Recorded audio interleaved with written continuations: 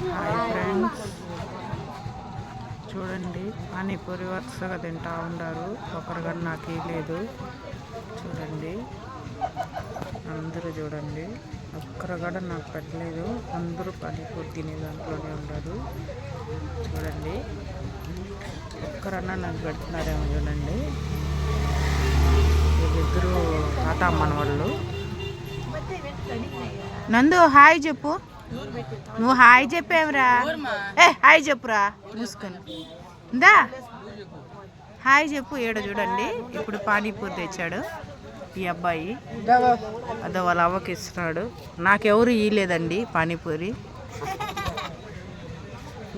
వాళ్ళ పిన్నికంట. చూడండి అంతా పార్టీ ఇస్తున్నాడు ఈరోజు యోగేశ్వర్.